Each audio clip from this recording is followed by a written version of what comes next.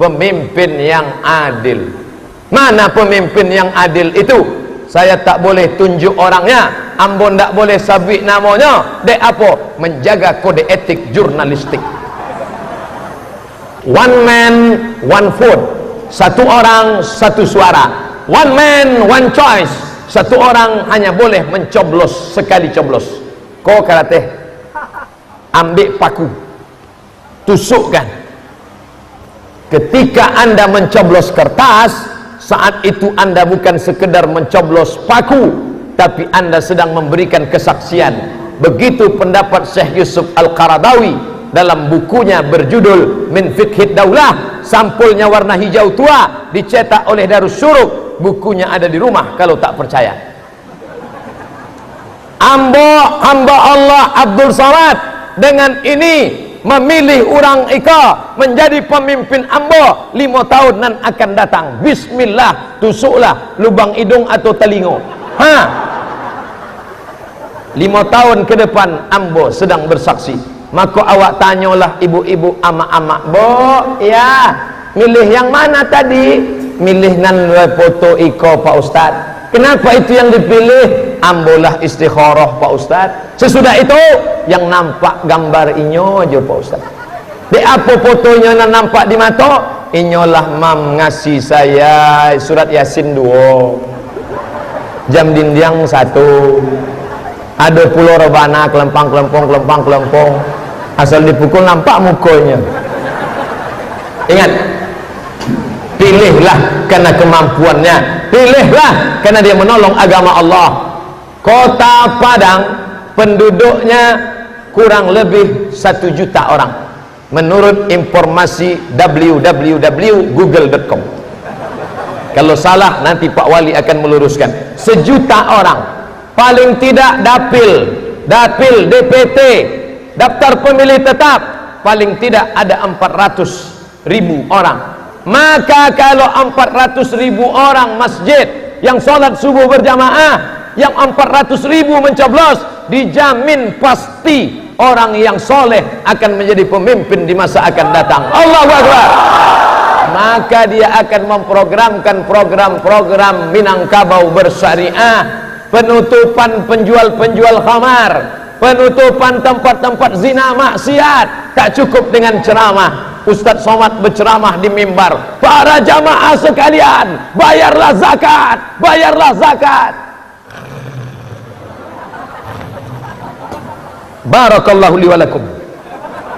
Ada orang-orang nan kepalanya kok lah disetting, mindset, main otak, setan, mindset otak setan.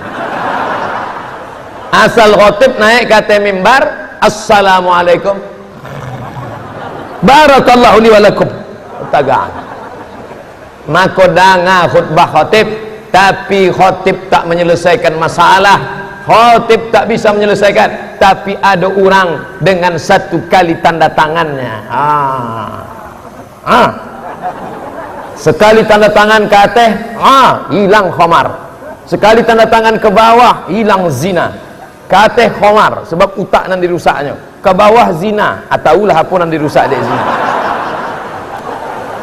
Nih, kalau mau menolong agama Allah, ketika tanda tangan masih berlaku, ketika kekuasaan ada dalam genggaman tanganmu, tolonglah agama Allah. Aceh bisa membuat perda. Apa perdanya? Perda dilarang duduk ngangkang.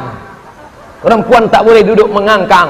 Kenapa? Tidak sopan, tidak sesuai dengan adat Aceh. Siapa yang membuat perda? Yang membuat perda siapa? Anggota legislatif, DPR. Yang memilih DPR itu siapa? Yang memilih DPR adalah kita.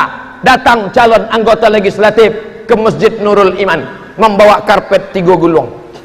"Bapak Ibu sekalian, tolong coblos saya. Kalau nanti saya menang, saya akan kasih ini sebagai bonusnya. Tapi kalau saya kalah, nanti ko ambok japui balik." "Pak, jangan kasih kami karpet, karena karpet kami sudah tebal, bagus, mantap. Jangan kasih kami kipas, kipas kami sudah banyak. Kalaupun mau kasih, kasihlah diesel."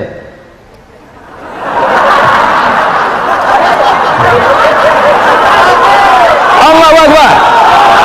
"Pak, jangan kasih kami bangunan karena duit kami sudah banyak, tengok cantiknya tiang-tiang kami. Kalau bapak mau kami pilih, maka bapak mesti perjuangkan 3. Pertama, perjuangkan pendidikan agama dalam sekolah-sekolah umum. Kedua, keluarkan perda zakat. Ketiga, keluarkan perda syariah berbusana muslimah. Mohon maaf Pak Wali, instruksi Pak Wali yang dibuat di baleho itu ambo copy, ambo share ke grup-grup. Apa tulisannya? Ketika maghrib maka semua TV mesti mati, kembali maghrib mengaji. Instruksi wali kota Padang. Itu semua. Allahu Akbar. Berikut ini pemencetan tombol maghrib mengaji. Dipencetlah tombol maghrib mengaji.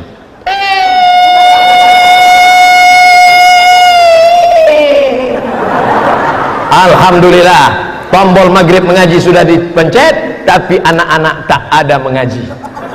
Kenapa? Karena orang tak takut dengan tombol, tapi dia akan takut dengan hukuman, punishment, aturan orang tua. Tak bisa anak-anak suruh ngaji, ngaji, ngaji, ngaji. Orang Minangkabau 2, kalau tak pandai mengaji, pasti pandai bersilat. Kenapa? Karena dia tinggal di surau. Maka kembali gerakan, kembali ke surau. Ambolah membuat video pendek tentang Iqra, tulis di YouTube Somad Minangkabau Surau. Ketika ambo diundang ke Padang Panjang, kami buat video pendek di muka rumah gadang, kami buat kembali ke surau. Karena itulah asal muasal ulama-ulama awak silatnya mantap, baca Qurannya mantap, tapi anak muda kini bersilat lidah saja yang pandai. Orang zaman dulu Masya Allah fisiknya hebat. Kenapa orang tak berani mengganggu Ustadz Jel Fatullah? Kenapa Ustadz tak berani diganggu orang? Karena sekelilingnya ada pesilat-pesilat yang tangguh luar biasa, berotot tegak. Ambo memang kurui, tapi nanti sekeliling ambo kau jangan macam-macam. Siapa nanti ini mengganggu ambo, langkahi mayat mereka. Kalau mereka lah jadi mayat, baru ambo lari. Bapak Ibu yang dimuliakan Allah Subhanahu wa taala, jangan macam-macam. Dilatih fisiknya hebat, tapi baca Qur'annya juga luar biasa.